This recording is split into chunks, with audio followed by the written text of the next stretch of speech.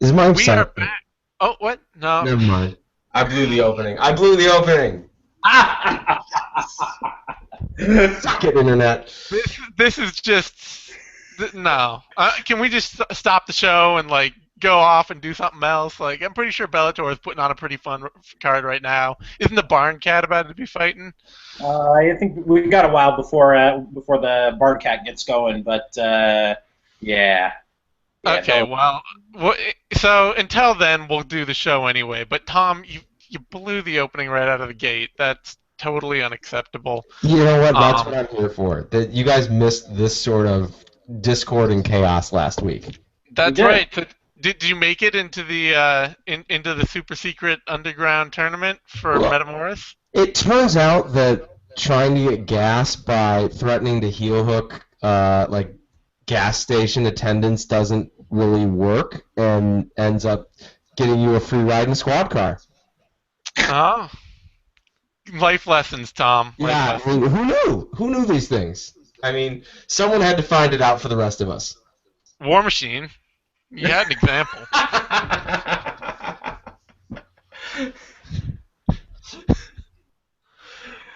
We've got MMA has provided plenty of life lessons about not being physically violent in public. Well, So it was really more the threat of violence, but what, okay, fine. anyway, that's not why we're here to compare panelists to horrible, awful, violent offenders that are probably going to spend the majority of the rest of their lives in prison. I appreciate it. Yeah, I'm already feeling like I should apologize for that one on a number of levels. Um, Wyman's disgusted, reasonably, but he's also drinking like a 7-Eleven Slurpee over there. Like, it's his lifeblood. Have you heard about diabetes, Pat? Come on. I've heard of it, but I'm not directly familiar with it, so I'm aware of the concept. Uh, yeah, so we'll go ahead and leave it at that. So who wants to talk about prospects Yeah, prospects. instead of my impending death? Okay, yeah. Pat's mortality is off the table. Prospects are on the table. Last week was actually a pretty fantastic week for prospects, quite frankly. I mean, maybe not performance-wise, but in terms of watching guys and seeing them out on the regional circuit and in the UFC, um, there was a lot of interesting stuff going on. Most particularly, obviously, there was Bigfoot versus Mir, the UFC Fight Night card, which had a bunch of fighters that are sort of still in their developing stages. Is there any one person that anybody was most impressed with? Just I mean, not that he's really. I guess Santiago Ponzinibbio, in my book, looked pretty damn good. Um, he's pretty consistently made changes and improvements to his game, but it's like guys like Ponzinibbio to me are the case studies for why it's better to train at a big team than not to, because Ponzinibbio is a talented guy, he's athletic, but he's the kind of guy that you could easily see just stopping to improve, right? That like he hits a point with his game where it works well enough and then he's like, okay, I'm good. But when you're training at a place like Team Noguera, where Ponzinibbio has spent the vast majority of his time, or American Top Team, where I think he did this camp there, like when you're training with those kinds of camps, you are going to consistently improve from like year 6 to year 10 of your career. Whereas fighters at smaller camps, that's when they tend to stall out. Ponzinibbio still isn't, from a technical perspective, like fantastic, but he was much better. I thought. I thought he played his right hand and his right kick together really nicely. Good pressure. Great killer instinct, as always. I think one thing yeah. that stood out to me. Oh, I'm sorry, Zane. No. Um, You're good. One thing Go. that stood out to me is just when watching Andrade fight, just what a freaking athlete that guy is, and apparently, we heard on Twitter during the fight card that he apparently is thinking about joining up with the Pitbull brothers at their camp and actually joining like a real fight camp where they like actually train and stuff. And I think that would be hugely beneficial for him because he's just like full of absolute raw talent and does like crazy athletic things in the cage, but just kind of needs some refinement. And I think that his fight against Cody Gibson was kind of like a nice encapsulation of that. According to the Pitbull Brothers manager, Andrade showed up there with like 2 weeks left in his camp, and he still had like 30 pounds to cut or something ridiculous like that before this fight. But yeah, if he goes there full time, he's going to look even better. I was really impressed with him in this fight. Like Gibson was doing a really good job of covering his takedown attempts with strikes and was really doing everything that he should have been doing. At least in terms of the transitions and setting up his takedowns. And Andrade was still just shrugging him off with no problem at all.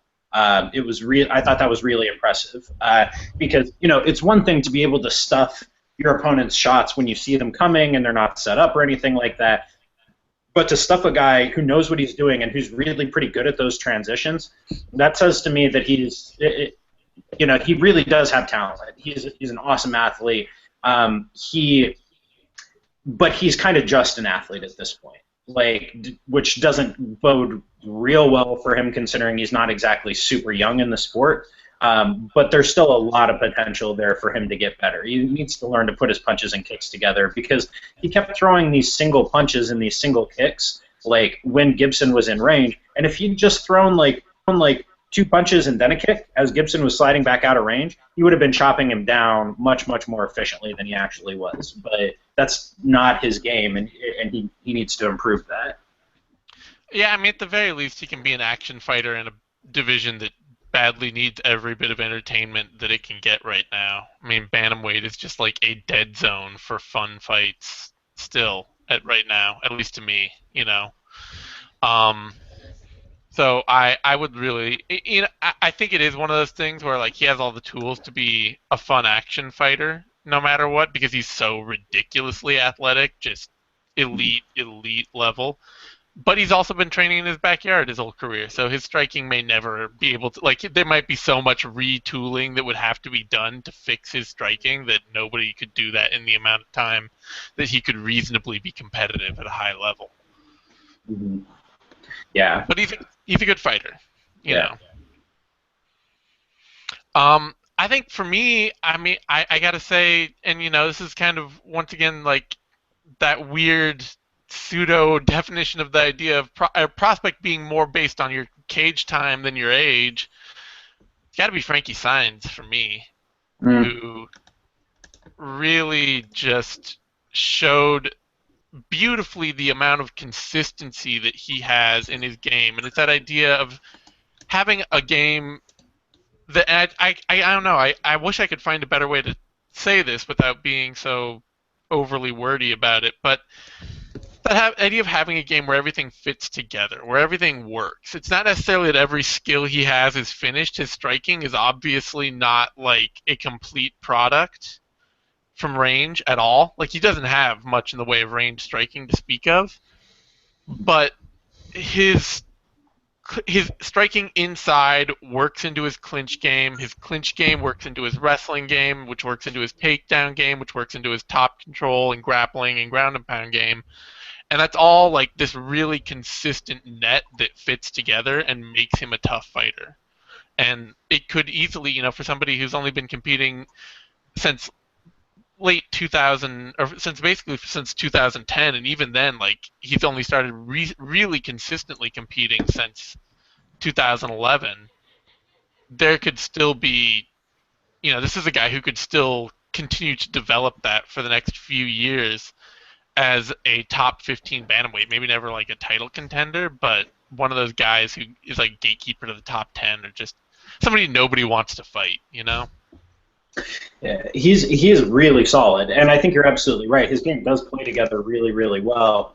I kind of wonder though how much of that is Alcantara looked to me like he's kind of past his prime, which makes sense because I think he's 35. He's now in his 12th year as a professional. Yeah, I mean, I think he's kind of at the end of that road. Where Saenz still has some time left. I don't think Saenz is ever going to be any higher than the top 8 in a thin division, but he's fun. He's fun and he's a solid test. He's I don't know. He's kind of T-Bow-ish. He's like a gatekeeper he could be a gatekeeper to the absolute elite of that division. So enjoyed that. What did you guys think of Marion Renault? Speaking of older fighters. I think I see Renault as like hitting the perfect. She seems to be really hitting this perfect now or never kind of streak, and she's in a division that could make that work better than almost any other, where she could actually win like 5 fights in a row and be a contender before she's 40 in that division, you know?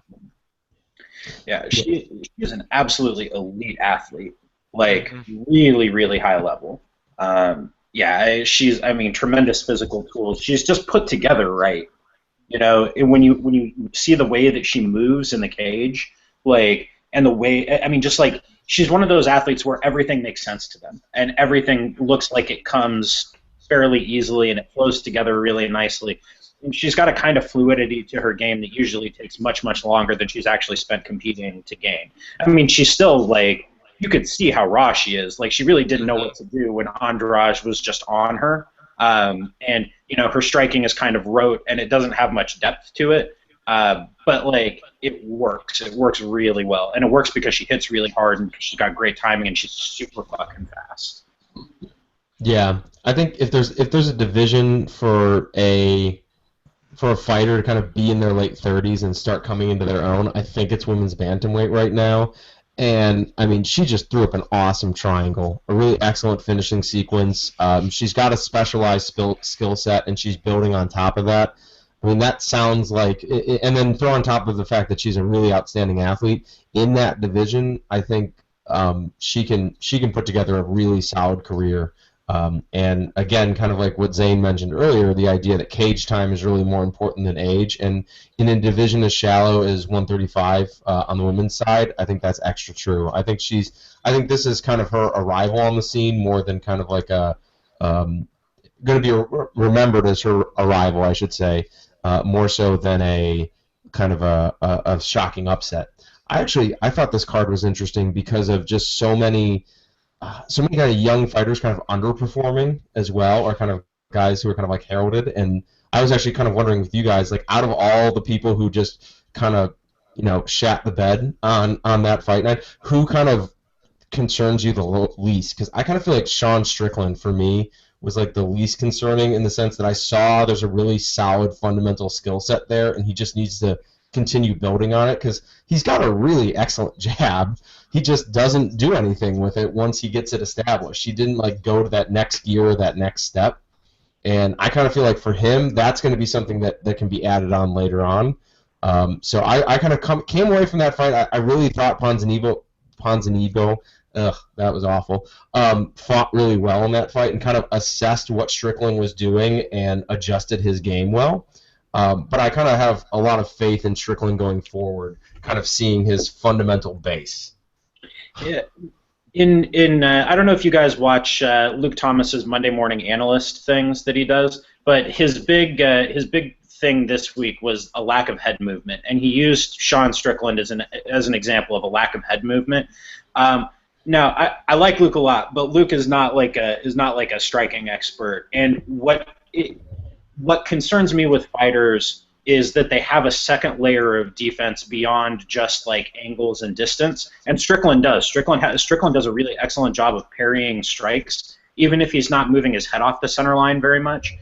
If he added some head movement, he would be better. But it's not like he just doesn't have anything else to offer once you kind of track him down. And Strickland's skill sets, to me, speak to the kind of guy who like could just turn a corner in any fight. Like, where you see this a lot with counter strikers. Like Rashid Magomedov is the quintessential example of a dude who slowly but surely you can see him getting sharper and sharper and sharper as his timing and his sense of the range gets sharper and sharper. Like, you know, there was a stretch where he was just decisioning dudes. And part of that had to do with the size disparity, but also like he just wasn't quite sharp enough to pull off what he wanted to and have the hope of finishing guys. And slowly but surely, you can see as he's gotten older and as his timing's gotten better, and like he's really aging like fine wine in that sense. I think that's true of a lot of counter strikers. Like it takes a while to get to the point where all of that stuff is just second nature to do. So that could very well happen to Strickland. That just he comes out one fight and his sense of everything is just perfect. And he's just lighting dudes up with that jab. They can't touch him. They can't get close to him.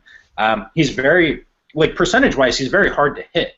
Like, it's just that when he does get hit, when you get through those lines of defense, he tends to get absolutely cracked. But as far as Strickland goes in general, I wanted to bounce this off you guys. I'm curious as to what you think about this. In his kind of lackadaisical approach, he reminds me a lot of Gegard Mousasi, and not in a good way. You know what I mean? Yeah.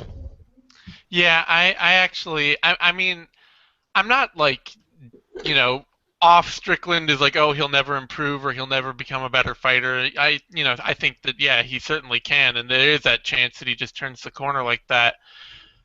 But I do have this feeling that there's just this fundamental lack that may never quite be made up to turn that corner. That it's just something about how he fights, and that he's been doing it for long enough that it may just be like, as we say, it's that idea of like training at where did he come up through? He spends a lot of time yeah. with Millennia.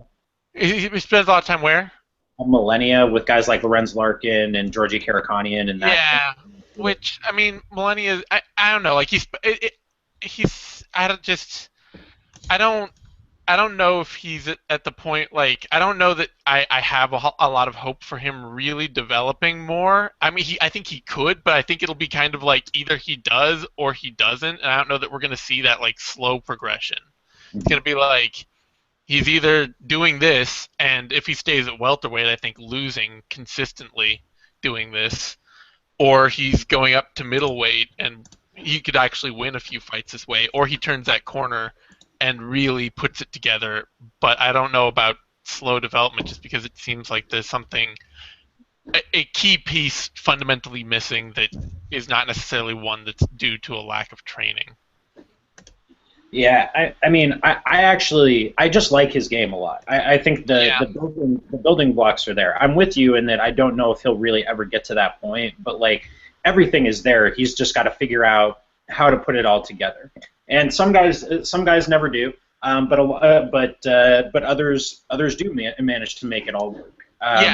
It could be this thing in 3 years from now. He's suddenly awesome, and that's the thing with MMA is that kind of thing can take so much time that you sit here right now and you're like, oh, he just doesn't get it, and then suddenly 3 years from now he's fighting for a title, and you're like, oh yeah, I remember when I thought he didn't get it at all.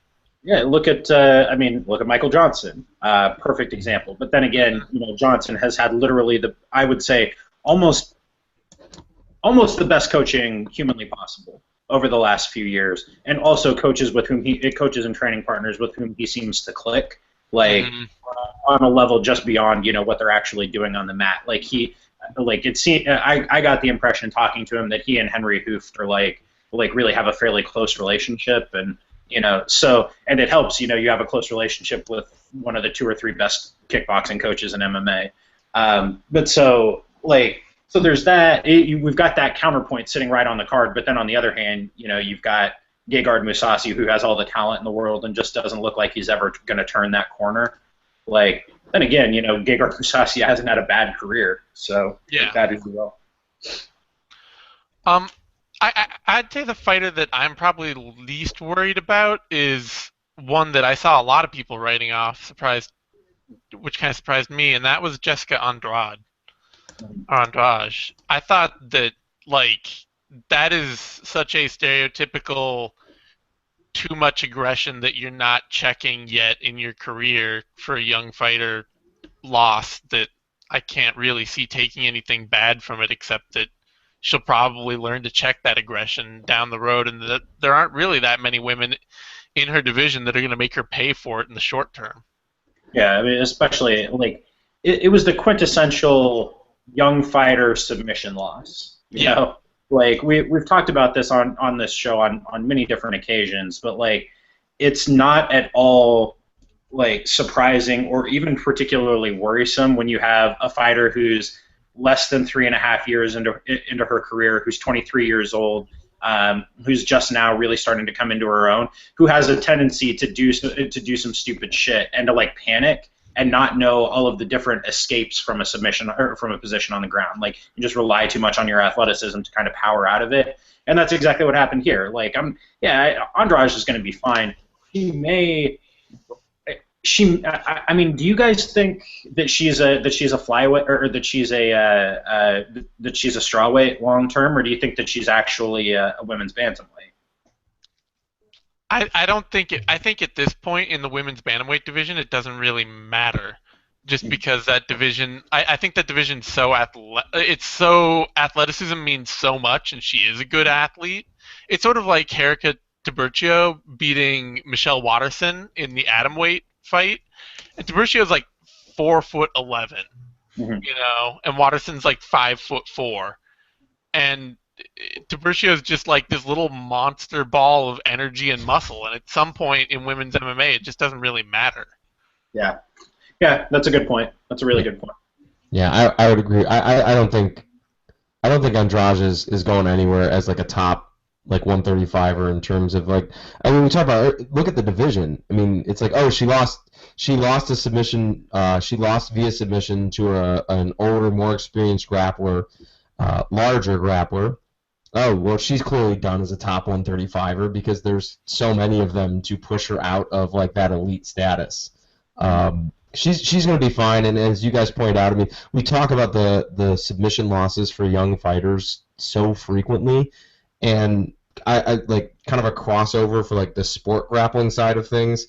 It's exactly why people, when like the IBJJF Worlds roll around, it's why people love watching the purple belt division so much, because you get guys who are like 3 to 6 years into their grappling careers, and they just go for broke, and they like kind of have more aggression than what's good for them, and just crazy stuff will happen, and you'll get guys caught in all sorts of funky submissions. And by the time they get up to that, like the black belt level where they've been competing for like closer to 8 years, they've kind of been tempered a bit and kind of learned when they need to be aggressive and when they need to dial it back.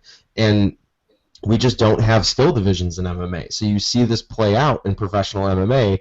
I mean, sometimes it plays out in the regional scene, sometimes it plays out in the UFC. It just kind of depends on where that fighter is in their career. Whereas like in some other sports, they have like scaled skill divisions where you don't really see that process unless you're really paying attention. So we talked about the fighters that we aren't worried about. What about, and this was a really prospect-heavy card, who's the guy that you're now just kind of like, well, shit, that I'm not watching anymore. Like, I'm not interested. I'm not really looking out for this guy unless he really somehow shows up on a highlight reel or rattles off a bunch of wins. William Macario. Yeah, you took it right from me. Yeah. I think. I mean, are all three of us in agreement on that? Yeah, I mean, unfortunately, I guess my feeling is that there are so many that it's hard to pick just one. But okay, well, I'll focus on Macario because he strikes me as a kind of dude who needs to get cut. Probably he needs to go to an organization like World Series of Fighting or actually maybe something like Titan. Probably needs to cut to 155. Because he's just not big enough to fight, welterweights who are increasingly 5'11", 6 foot, 6'1", 6'2", and he's had the misfortune of fighting a bunch of those guys. He probably needs to cut down to 155. He needs to move to a big camp, whether that's in Brazil or whether he needs to take an extended visit to the United States. He needs to kind of break things down and start back over because he's got power, he's got striking fundamentals, he's got a really excellent sense of timing. But he just doesn't have enough tools, it's clear at this point that he's just not getting any better where he's at right now. Like, he looks exactly the same as he did 3 fights ago,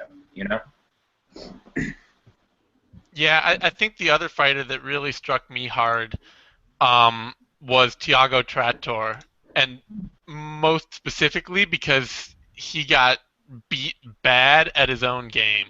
And that's never a good sign. Like, it wasn't like sort of, the Dwyer loss for Macario. That's sort of like, well, you have this huge, Macario's not the world's greatest range striker. He's really at his best when he's moving in and out of the pocket.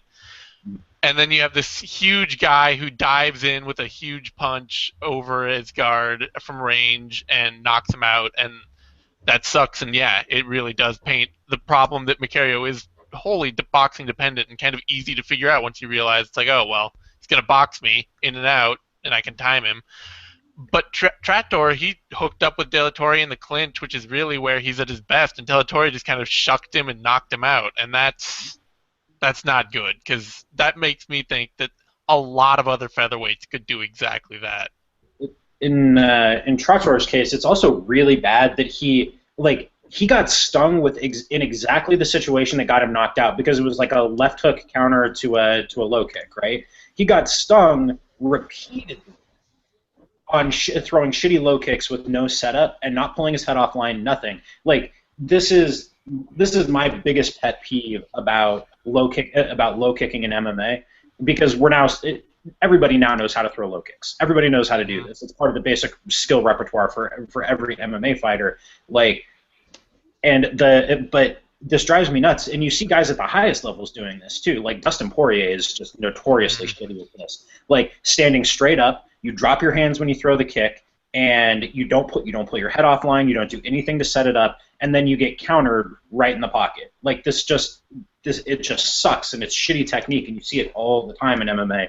And in Trattor's case, he got stung like 4 or 5 times doing exactly that and didn't change anything. He's just like, okay, well, he countered my kick. Okay, well, I'll throw exactly the same kick again with no setup, without keeping my hands up, without pulling my head offline, any of that. Like, stuff that's like day 2 kickboxing. He didn't do any of that, and didn't learn his lesson either. Like, did not respond to negative incentives.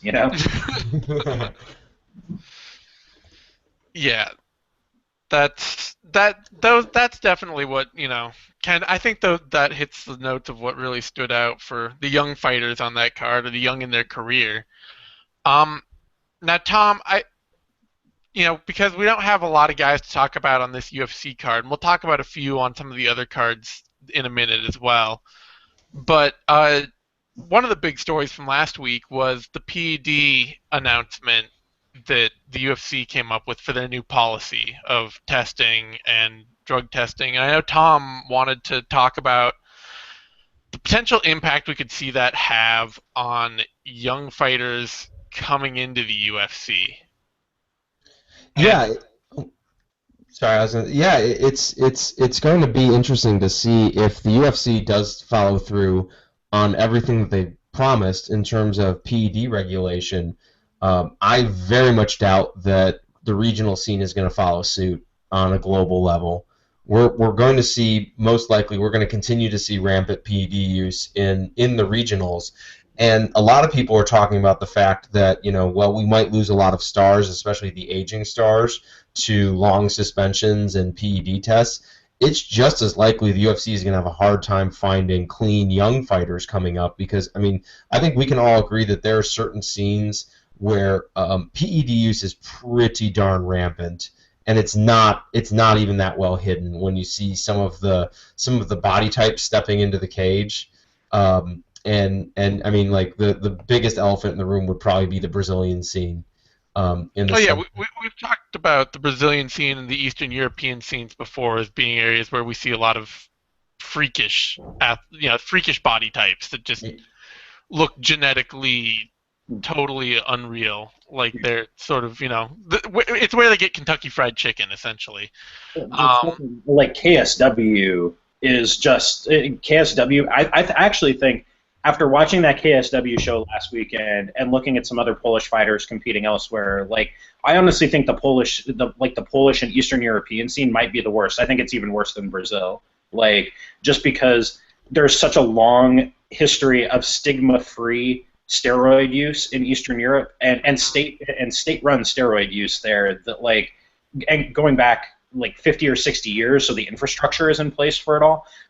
You see dudes fighting on KSW shows, and it's like, Jesus, somebody shoved a needle in your arm when you were 16 or 17, and you've just been doing this for 15 years. Dudes who just look like science experiments. Forget the fighters in KSW. The fight announcers in KSW look like they've been juicing since they've been 15. Yeah, it's nuts. It's absolutely nuts. But Yeah, I mean, I think you're making good points. That like, what do you do when these guys who have been exposed to these scenes from their very earliest fights suddenly get to the UFC and it's like, oh, you can't do this anymore. Like, you're gonna see positive tests from young fighters who like are maybe peripherally aware that drug testing is a thing, but you're coming from a totally different cultural context where it's like it'd be like teenagers from some European country, like 19-year-olds coming to the United States and being told like, oh, you can't drink. Like, what do you mean I can't drink? Why can't I drink? Yeah, I mean, UFC's own fighters have enough problems keeping up with the infrastructure of the UFC. Like, you hear, like right now we're hearing all this stuff with the Reebok deal and a lot of that, and everybody's just saying, I have no idea how it's going to work. I don't know what's going to happen to me. I don't know how it's going to go down. They just don't know. And regionally, I mean, a lot of athletes are not the most informed people on the ins and out business or like other sides of the sport as a whole in any sport. Like, it's just not, they don't want to think about it. They don't have to think about it. And it's the idea that, not everybody who competes in the sport is necessarily a huge fan of the sport. A lot of them are like, I want to go home and watch comedy shows on the weekend. I'm not sitting there like reading over the blogs and trying to figure out what the latest news is in globally. So I could easily imagine, and this will be one of those weird things, is where we could be getting young guys coming to the UFC, really hyped, big prospects that everybody's looking forward to, and then them immediately being banned for 2 years. Yep. Like, immediately testing positive and immediately being sidelined the moment they get in. And that could be a weird thing. I mean, I don't know if the UFC... It could end up happening to fighters the UFC does not feel like they could afford to then immediately release. Yeah, and I mean, I'm sure a lot of people are going to say, well, why don't they just, they'll just use to the UFC and then they'll get off and they'll compete clean after they get to the UFC. But I mean, there's quite a bit of evidence that suggests that depending on the PED you're using, you can benefit from use for years even after you stop taking, and it's going to have an impact on the sport. Like, even if the UFC completely cleans up their little corner of the sport, like the high end aspect of the sport, and gets PED use down to a kind of reasonable percentage of people who are using illegally or like secretly, it's still gonna cast a shadow over the sport, just because the regional scene isn't going to be able to follow suit, and in some regions of the world it's not going to want to follow suit. And I think it's going to be interesting to see how that impacts the UFC's approach to their drug testing policy, because it's entirely possible, as you guys said, that we'll have guys like hot prospects coming to the UFC, and before their first fight they fail a random drug test and then are immediately suspended for 2 years. Yeah, I mean, this is the downside of running a truly international sport, right? That you're dealing with people in places who just do not share assumptions that you take for granted about how sports are supposed to work or what substances are fair to take. Like, this is the problem. That like, and we see this in a lot of aspects of the UFC's operation. Not to get too far off track, but where they just assume that they can import their way of doing business all over the world. And in a lot of the time, they're absolutely right. They can do that. A lot of the time, and we see this most clearly, like in Asia, where their recent operations have just failed miserably, and they cleaned house, and where they just do not understand that things don't work the same way, right? And I think they're going to discover something very similar with the PED issue, where people just do not share the same assumptions worldwide about what is okay and not okay to put in your body, and then compete. Yeah, it's hard to imagine too them ever the idea of getting into India or Russia or the Middle East with that seems a much better correlation to their China efforts than their ability to expand into Brazil or England or Australia or maybe Latin America. We don't know about that yet. That's still one of those things that could fall apart in an instant. But it does seem like some of the goals that people are looking to unlock, the areas that the UFC might be looking to unlock and expand in their constant desire for increased global presence, could just be really, really tough for some of the deals they have in place. I mean, especially like the whole uniform Reebok deal and the PED, and yeah, like the PEDs, drugs testing standpoint and all that, where it's just like, how many guys can you really pull out of their local promotions when you're suddenly telling them you're not going to let them take any of their sponsors, and that the drugs that they've been using to perform aren't going to be there for them anymore. I'm also hearing from people who know things about international labor law that there are places where the UFC is operating currently where their contracts are actually just illegal, where there are provisions in there that are not legal under local labor laws, and that's eventually the kind of thing that could come back to haunt them too. But because like I'm not sure that the UFC has experts in international labor law checking these things out and being like, well, this will fly here but not here. That just does not seem like their MO, Yeah. And if they did start having to do that, how quickly? Well, I was gonna say, how quickly would other fighters kind of find out and compare and be like, hey, if this is not in his contract, it shouldn't be in mine. But the truth is that it could take them decades. They don't. Like the amount of fighters willing to just get what they want or get what they're given and sort of end up where they are always has seemed to be pretty high. Well, there's a lot of dudes who don't care what's in their contract, much less in somebody else's. Yeah, so that is much less a secondary concern. That's just me running off there. Interesting aside. So we should then talk about a couple of the other shows that have gone on last week and this week, because there were some good young fighters on them. Most notably the Bama shows, the Bama show last week, and the KSW show last week, and the Bellator show this week. Anybody wants to talk about on Bama? No, nobody. Well, Tom Duquesnoy looked absolutely phenomenal. Not shockingly, he seemed that he needed to get his feet under him in the first round, which isn't really shocking considering what he hasn't really been in the cage for any meaningful amount of time, like in a professional fight, in about a year. So it's not shocking that it took him a couple minutes against a much, much larger, stronger opponent to kind of find his counter wrestling. And good Lord, we heard a lot of people who kind of jumped in to watch this fight kind of saying that it looked like his wrestling wasn't really up to par. I didn't really see that. I saw him, for the most part, stopping the takedowns, or if not utterly stopping, like using the cage and using tactics to get up very effectively.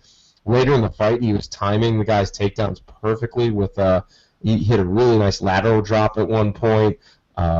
Just his awesome sprawl. I mean, Duquesnoy's got such a great athletic sprawl, too. And in the end, hurt him with a body kick and finished it with punches on the ground. He had a couple minutes of mortality, like looking mortal in this fight, and he actually was on his back at times and didn't win every second of every minute of every round the way a lot of people expect an elite prospect to do. But to me, this was him getting over the hump of fighting a larger, more physical grappler, and that's something that trips up a lot of prospects, and it barely slowed him down.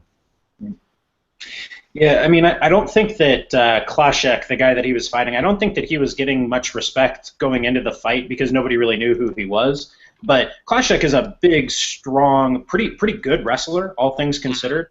And yeah, Tom, I think you're exactly right to point out that this is the type of dude who oftentimes gives elite prospects a lot of trouble on their way up. And yeah, Duquesnoy didn't stuff every takedown, but he stuffed most of them. And even more importantly, he was able to figure out how to eventually shut that game down and come back. Like you look at those early exchanges, yeah, Klaschek got him down a couple of times, but man, he had to work hard to do it. And if you've got better cardio than the other dude, especially if you've got 5 rounds to work, as Duquesnoy at least theoretically did here, it's okay if you get taken down a couple of times if you're not in danger of being finished on the ground, if the other guy has to burn through just massive portions of his gas tank to get it there. I think that was what I saw from it, or that was what I took from it, that Duquesnoy was in awesome condition, that he knows how to be efficient. Knowing how to be efficient as a really young guy, and knowing how to grind when you have to, when to explode and when to conserve your energy, those are really underrated parts of being an absolutely elite fighter that Duquesnoy already has a pretty good handle on. more than anything, what I took away from this is that Duquesnoy is going to be a 5-round fighter. And as the opportunities for 5-round fights grow in the sport, that's going to become an increasingly important skill. But what I see from him is a really layered and attritive game that works better when he has more time to work and when he can kind of not slow things down necessarily, but build as the fight goes on and kind of come to a crescendo. And in his last few fights, he's been doing that very quickly. He's been just blowing guys out of the water. But here he took his time a little bit. He got his timing. He got his distance. He figured out the rhythm of Klashek's takedowns, and eventually started floating his hips into them very nicely, working strong overhook. Yeah, I mean, it was just beautiful the way that he built up to that finishing flurry with the body work. Like, he took away Klashek's gas tank and he forced him into making shitty decisions in the second round. Yeah, I think, the only thing I wowould say is, and I haven't actually seen the fight, much to my own chagrin and disappointment, but Klashek to me was somebody that I scouted and I thought looked pretty good. Like, I thought that he was a pretty reasonable UFC level young prospect coming up with, kind of wrestling heavy, big, strong, grinding fighters. So I think that is definitely one of those things where, like, and this is one of those hard points to get across to people too, is it so often when you see a young fighter struggle, or a young fighter, if somebody's, if we're saying, oh, this guy's a great prospect and all that, and you watch him, you're like, oh, well, he really struggled against so and so. It's like, well, where is the fighter that he's fighting in their development? Like, who is he fighting? How good is this guy?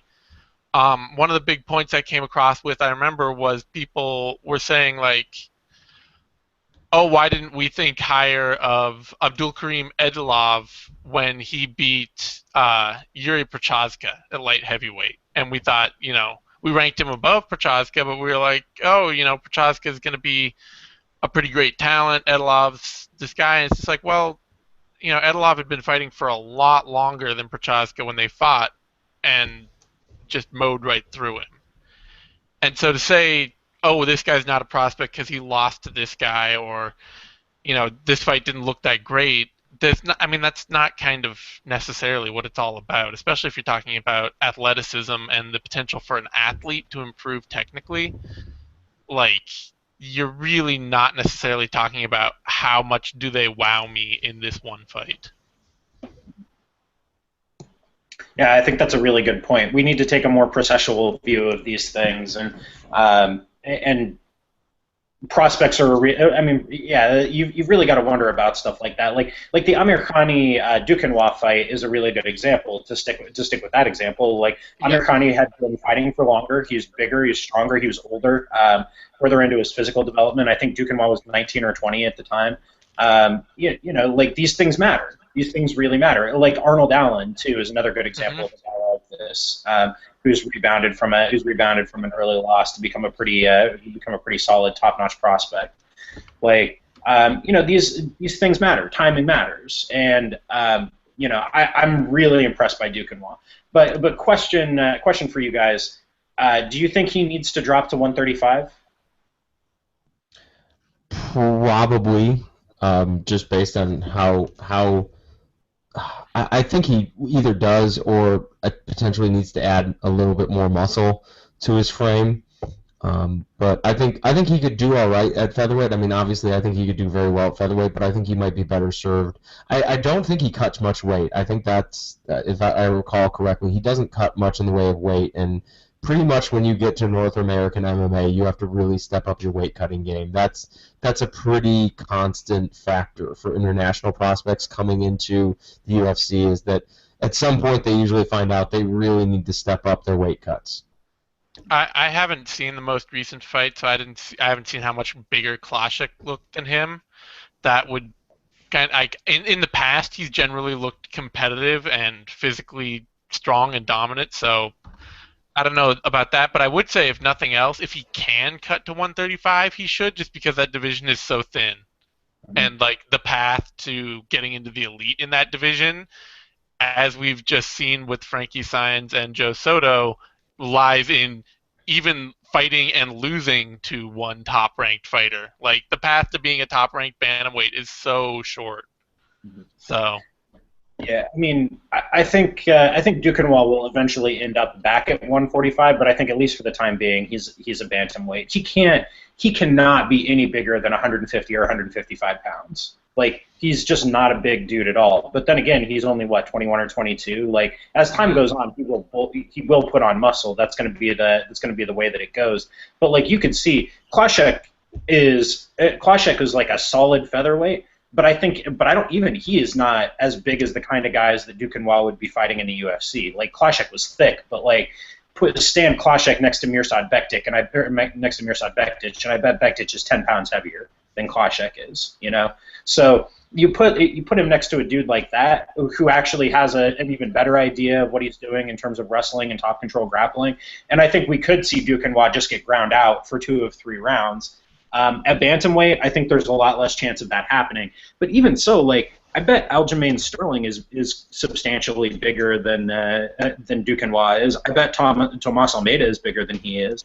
I think guy like Michael McDonald is way bigger than Dukenwall is. You know. That I don't know. I honestly find that one of the hardest things for me to ever predict is how well somebody's size and strength will play for them in the UFC. I find that that's almost one of the things that no matter how much tape I watch on people is just a constant X factor that until you see them step in there, it's always just like it always seems unknown. Mm-hmm. So I really don't know about that. I would have to see. I'll have to watch the most recent fight again, or because I haven't seen it. But in general, could be. Not that helps. Let me just stamp out this debate. So we had KSW as well. Mike Grundy fought. Shout out to him because he did what he was supposed to do. I think he got another front headlock submission win. Yeah, another Darce. That's kind of his thing. Yep. But moving over to KSW, there was a big fight for prospects between Anzor Aziev,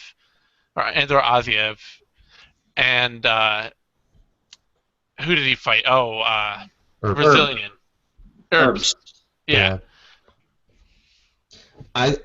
Zane, if I can, I think the discussion we were having earlier perfectly bridges into this, where you look at the stages these two guys are in their careers at. Herbst is such a. I mean, he's still technically a prospect by our assessments, but he is much more experienced, much further along in his career, and this fight, it really looked like it. He put a beating on how do you say his name? Aziev.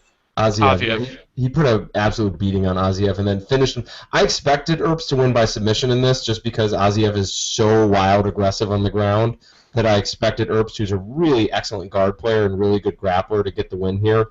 But I do feel, kind of moving forward, I still have faith that Aziev, I think, is the better athlete and will pan out, or has the potential to pan out better than Herbst. But this is kind of another textbook case of two guys meeting at very different stages of their career. Yeah, because Herbst has actually been fighting long enough that he should basically be a finished fighter right now. Like, he should be a fighter who is fully developed and ready to compete at whatever highest level he's going to move on to. Go ahead. No. Yeah, I firmly expect Herbst to get an offer from a bigger promotion, probably from the UFC the next time they head to East Asia. But yeah, Aziev's going to be fine. Like, that's just the shit that happens. It's functionally, it's not all that much different from what happened with Jessica Andrade and Marion Renault on the UFC card. Like, triangle choke off the back against a much bigger and much more experienced grappler. Like, yeah, it happens. Yeah, but it was an interesting, notable fight. Anything else you guys wanted to talk about before we moved over to UFC 184? Nah. Just Yona Bama to get us that Mike Grundy fight. I want to see that fight. I can't believe that was dark. Definitely. Grundy's one of those guys that I'd like to actually see end up being somewhat fast-tracked in his career, just because I think that all the tools seem to be really clicking for him in his game. So let's take a look at this UFC 184 card, and honestly, when it comes down to prospects, this card is bad, bad, bad, bad, bad, bad, bad, What? bad. I actually strongly disagree with that. I really do. There are a number of different fighters on here that I'm interested in seeing again. All right, Pat, then lead the charge. Who's the top one? Oh, Okay. Runan Potts, obviously. Yeah. Oh well. Yeah. There is that. Didn't you pick him twice, Zane? I don't know. No, I don't know what you're talking about. That didn't happen. Really? 'Cause I remember that. But no, Hey. I'm what? Huh? Mike Rhodes, top prospect. Mike Rhodes, how's he doing At the today? end of the show, it's happening. It's happening. Honestly, still doing better than Ruin Potts. But yeah, so I'm interested in Valmir Lazaro. I think I was really shocked at how like shitty people were talking about him in the lead up to this fight. I'm interested in him. I'm interested in Filthy Rich Walsh and Alan Juvain. I think that's going to be a good fight. But the crown jewel is Holly Holm. Yeah. She needs to be talked about too. I start with Lazaro. Like people were calling his fight with Vic sloppy, and I guess it kind of was. But I don't think that people are actually paying attention to what happened in that fight. Like there were two guys who put a lot of volume out there, and it wasn't shit volume. Both he and Vic, and I think Vic is kind of underrated in general too. There were some fairly high level technical things happening in that fight. Both guys threw a lot of volume. They threw a lot of combinations, which is not something that we see all that often. Both were fairly defensively sound. It's not like they were just sitting there and not moving their heads and just like wailing on each other. There was angles, there was movement. Lazaro especially hit some really good counter combinations. I thought it was a fairly decent, quick-paced action fight. And I don't really understand the complaints that Lazaro is like some sloppy ass brawler. He's not. He's a counter fighter, and not a bad one. I think the big thing for that fight was really that Vic is. I mean, and he's more technical than I give him credit for, and that's partially just because he's associated with some people that make me really undervalue him. But putting that aside, Vic is really tough, like stupid tough. In that way that is just like he's big and he's aggressive and he's tough. And fighters like that, especially against somebody like Lazaro, who's really made his bread and butter off countering, they can break that style pretty quickly when they can be so aggressive that they don't give a guy an opportunity to counter. Like Lazaro's a decent counter fighter, but he's not like technically he's good, but he's not amazing. Yeah. He needs space and time. He wants fighters to throw one hard shot at him so he can move and then come back with an uppercut or a hook or something really hard in return. And Vic was just there to throw 5 or 6 shots at him and throw knees and throw punches and get inside and just swing away in the pocket. And that breaks down your ability to effectively counter pretty quickly.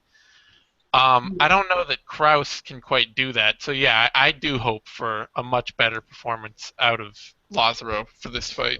Yeah, I actually like Lazaro quite a bit in terms of like that Vic fight, as Pat pointed out. It wasn't really all that bad. I think Lazaro just clearly got tired towards the end of that fight.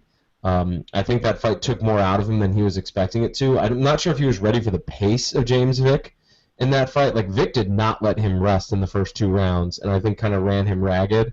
My biggest concerns for Lazaro is that the idea that he's not exactly like he's not super young in his career. I mean, he's been fighting since 2007, the very beginning of 2007. He's just about to turn 30. Well, he's turning 30 later this year. So it's kind of like the time is now for him. He got to the UFC kind of later in his career than probably he would have liked. So I want to see a big rebound from the James Vick fight. I want to see in this fight that the James Vick fight was like the UFC jitters, or if you want to call them that, or just not being ready for like a high level, at the pace of a high level MMA fight. And I want to see that he's made an adjustment either in his training or the way he approaches the fight. So this fight's going to be very informative on that front. I also think just kind of inherently Kraus is a better matchup for his style. And Lazaro, if memory serves, was only coming in on like 2 weeks' notice when he fought. Yeah. Oh yeah, that's right. So there's that. But yeah, I mean, I also think that Kraus is just a much better stylistic matchup for Lazaro in the sense that he really does throw a lot of single shots, and throwing single shots at a counter striker is kind of a walking invitation to get beat up. He also doesn't have much power. Who, Lazaro or Kraus? Yeah, Kraus. Kraus is not a power striker. Unlike Vic, strangely enough, Vic actually does have pop in his hands. But yeah, I mean, I've never been like super high on Kraus. He strikes me as kind of the quintessential quadruple A athlete, where like he's good enough to beat in impressive fashion pretty much everybody who's fighting in the regionals, but he's just not quite at that highest level. Because we look at his UFC run, and yeah, he's 2-2, and he's only lost to Jorge Masvidal and Bobby Green, and the Green fight was really weird, and it was maybe a groin strike or maybe a body kick. Like, it's hard to tell. But then his wins are over a totally shot Sam Stout and an injury win over Jamie Varner. Like, Varner just snapped his ankle in two and was trying to hop. And Varner had to call that fight off, between rounds on a busted wheel. I think that was kind of one of the things that, along with the Masvidal fight, which he really just got beasted by Masvidal out there. The Varner fight was sort of like, he had Varner on a busted wheel for a whole round, and it still, couldn't put him away, and Varner had to be the one to be like, no, I can't fight anymore, to the ref between rounds. Yeah. So.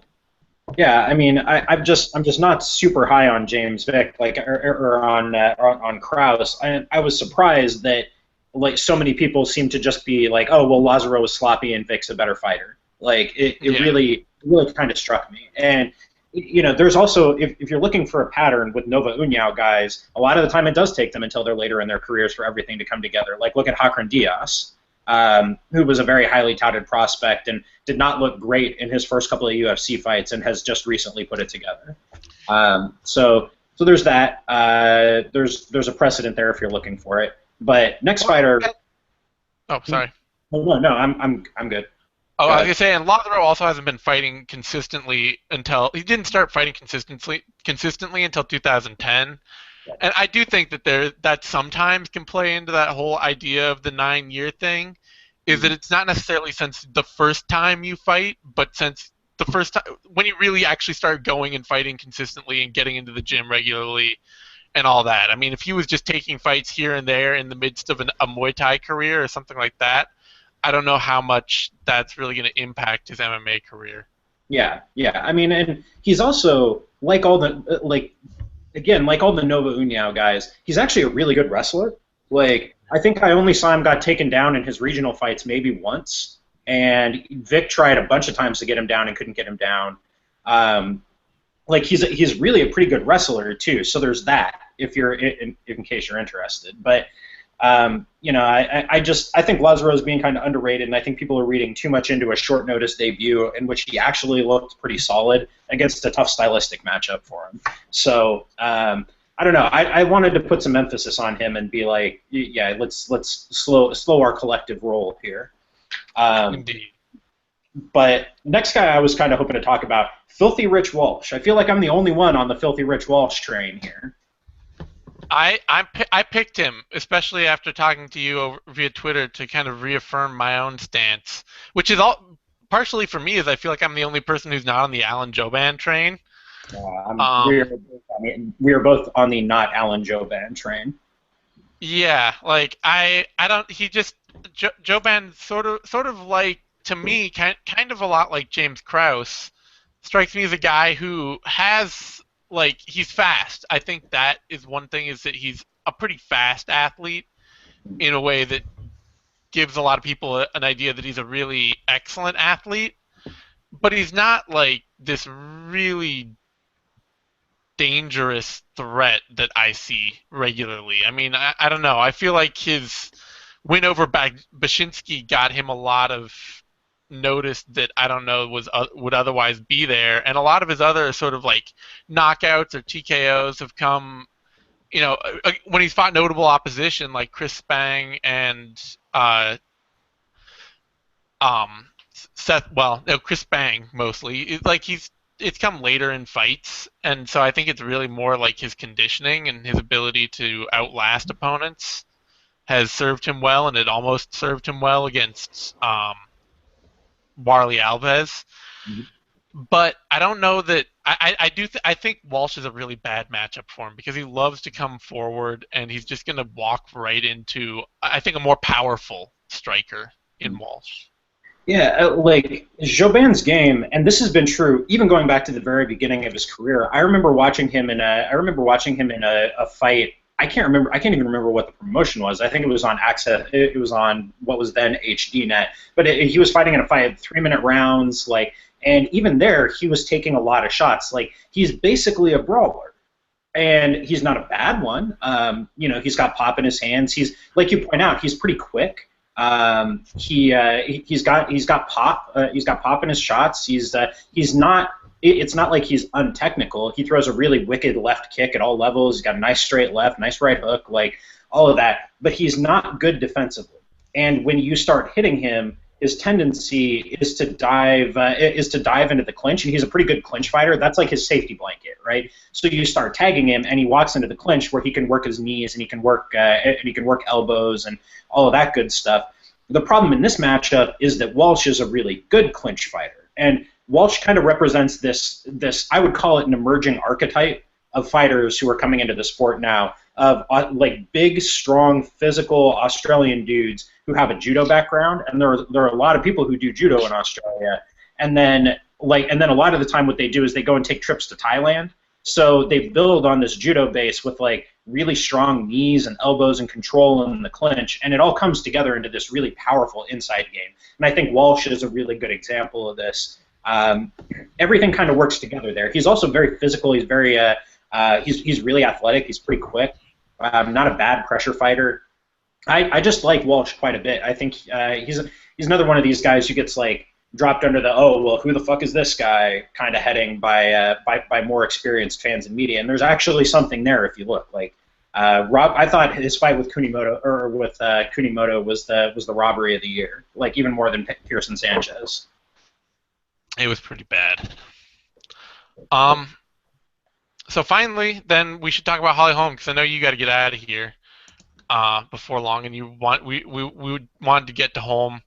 This is one of those fights that kind of like the Lazaro-Vic fight, or like so many other MMA fights. I could see Pennington winning this just because she's big and tough. Yeah. And I could see that being enough. Just her ability to take Holm's shots and keep marching her down, and keep taking her shots and keep marching her down. I'm still picking Holm to win, but it's kind of like I want to see Holm win. I want to see her really show off. I want to see her be the more athletic, flashier, diverse fighter. But I could just see Pennington eating a bunch of shots from her and then wearing her down late and then getting a submission, or getting an ugly split decision that nobody likes. Yeah, I think it's extremely possible that Holm wins this fight in a fight that people consider to be pretty darn underwhelming. Because I think Pennington's got a style that's going to match up very poorly for Holm. Because I'm not super impressed with Holm's ability to control distance. She hasn't had a ton of fighters who really look to just crash distance on her and drive her into the fence. She does a pretty good job in the clinch. I mean, Holm's big, she's athletic, and she's really physical in the clinch. And she breaks the clinch really well. She breaks and strikes exceedingly well. So I think she has the tools to beat Pennington. I think Pennington has the tools to just frustrate the hell out of Holm for good stretches of this fight. And I think it's going to be a fight that leaves people maybe less than impressed with Holm coming out of it. Yeah, I mean, I fundamentally agree with that. And, like, I think that there's a lot of misconceptions floating around about what Holly Holm actually is as a fighter. She's we talk about her professional boxing career, but she's not a puncher. She really doesn't. She actually doesn't have great punching mechanics. I know Connor Rebush wrote a whole article about this. He and I talked about it extensively on Heavy Hands this week. That she's not a real mechanically sound puncher. She's not going to hurt you with her punches.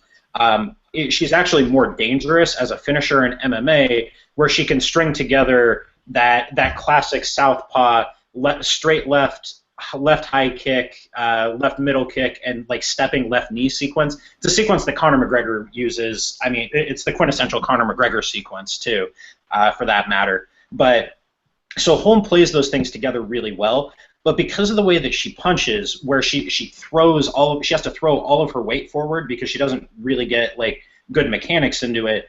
She ends up in the clinch a lot more than she should. I'm not convinced that she's a real good clinch fighter. I think she knows how to control. I think she knows how to avoid getting hit all that much, and she does know how to break it. But I really think like a big physical clinch fighter, i.e., any number of top fighters at 135 in the UFC, are going to be capable of exploiting her there. And Pennington, frankly, is one of them. She's like a light version of Kat Zingano or Ronda Rousey, who I think would just eat Holm alive on the inside. So, like, Pennington is really going to test her there. She's tough. She's durable. She's going to make it ugly. She's going to try and grind it out. I don't think Pennington even really needs to, like, drag it to the ground. I think she can just test her in the clinch. And is it crazy to think that, honestly, Holm losing here wouldn't be the worst thing for her career? If she were 5 years younger, I would agree with that. But at her age, no. It's time to make now's the time to make that run because she's what, 33? Mm-hmm. Yeah. If she were younger, I would agree with that. But no, for her, the time is now. Is it, Pat? The time is now. Really, you gonna go with that? Oh yeah. I was wondering if you guys would catch my little hashtag there. You're such a shill. You're such a shill, Pat. I can't believe you. You know it. That's what I'm here for. Nothing but a Zuffa hype man. Yeah.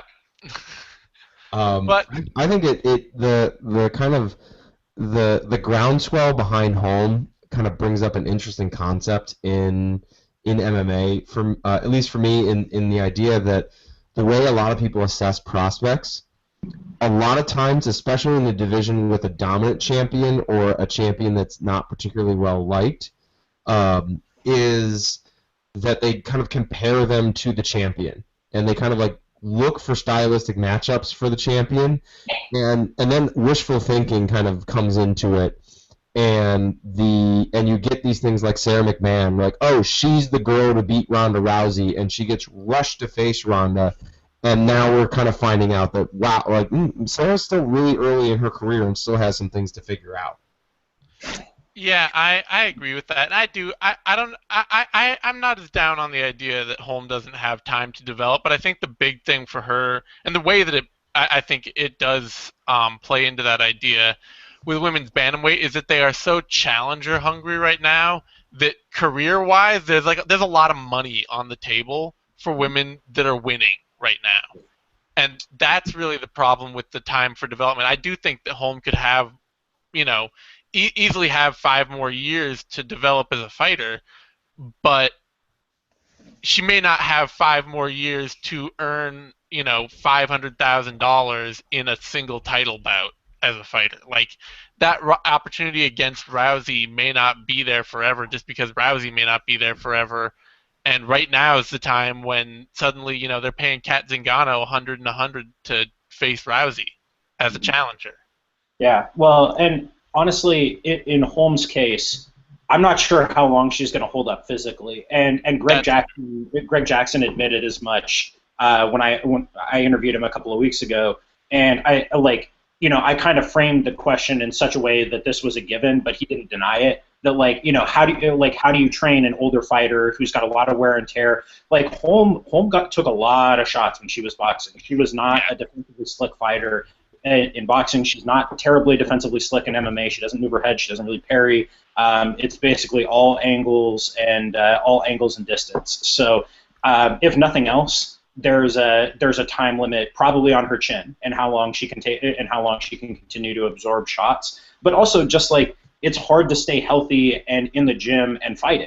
when you've got that much wear and tear on you. Yeah, I would say that boxing in that case is a bit different than even kickboxing and potentially Muay Thai, although I don't know. I mean, Muay Thai, they fight so often that I can't really speak to how that wears on them, at least in Thailand. But I would say in kickboxing and the Brazilian versions of Muay Thai and stuff like that, you tend to see, like, it doesn't feel quite like fighters walk out of that sport with nearly the wear and tear that they do for boxing. And yeah, it's not hard to see that boxing could easily be taking a lot of years off Holmes' potential MMA career. I guess on that note, Pat's gone. And I just to speak to this really quickly because we brought this up as a topic.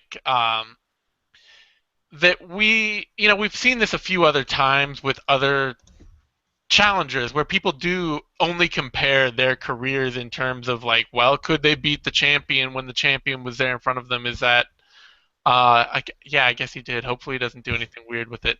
Tom just asked me if Pat left his computer on, and yeah, I'm hoping that that isn't like an accident where he suddenly starts like, oh, I'm changing now for my night out. Like, we don't want to see that.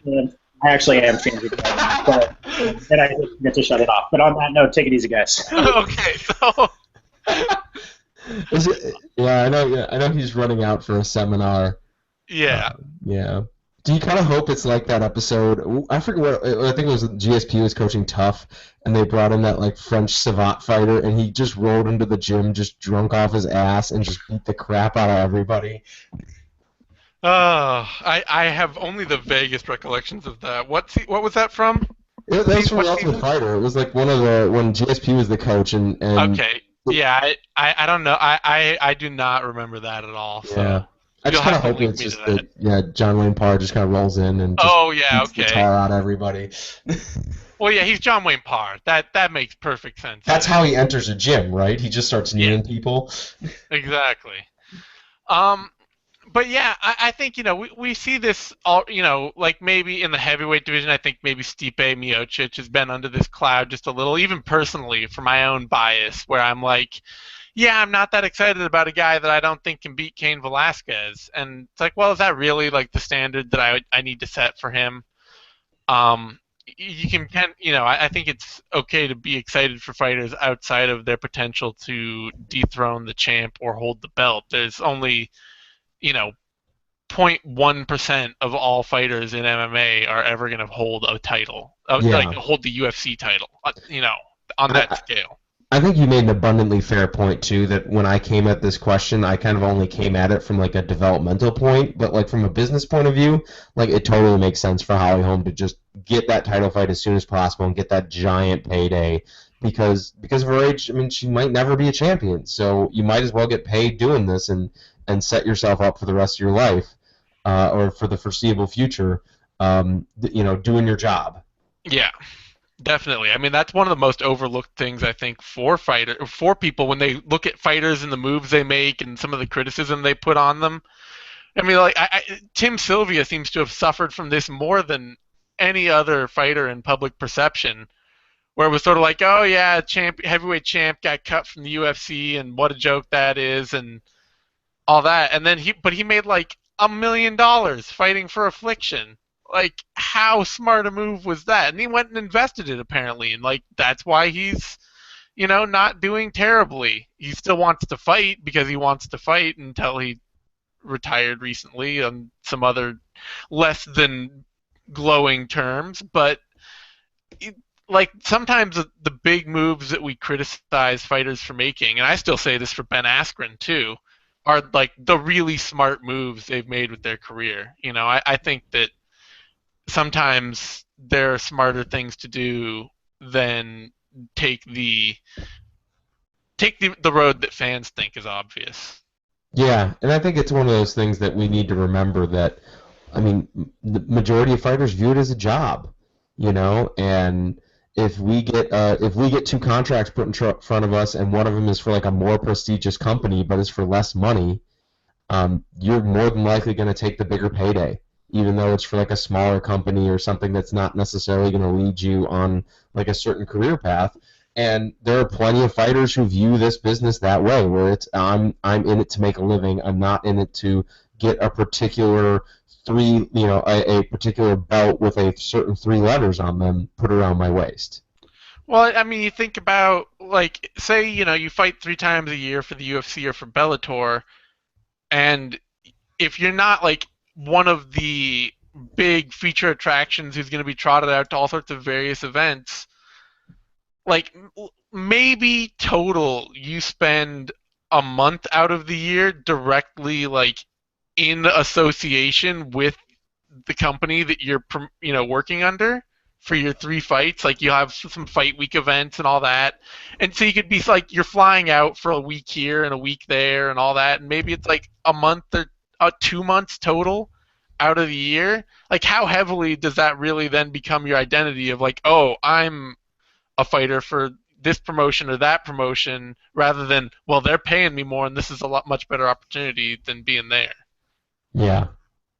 But Yeah, I think it's a good perspective to keep, and it's one of those things that it's we as fans are just generally more invested in it than certain fighters. I mean, you pointed out earlier. I mean, there are plenty of fighters that aren't a fan of the sport. That like if they're not fighting that weekend, they're not watching any fights. They're off doing something else. They understand fighting like professionally as their job, but it's not something they passionately follow the ups and downs of.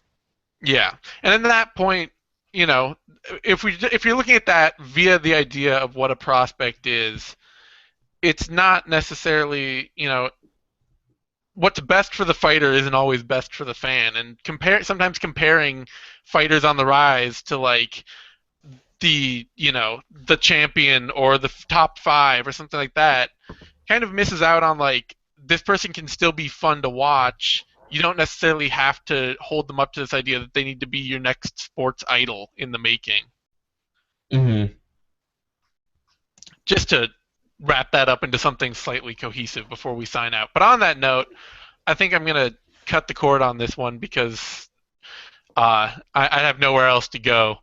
But thanks for dropping in, and I'm going to go watch some Bellator because that actually looks like a fun card, and hopefully, that should be good times to watch the British invasion. Yeah, I think I'm gonna have to. I think I have to catch the Bellator on replay. We're doing a little Star Trek marathon tonight in honor of Mr. Nimoy. So Yeah, I do the hand signal. Let me see. No, that no, barely. I can't do No, it. No, I I can't can't do do it. it. But live long and prosper, Tom. Adios, everybody.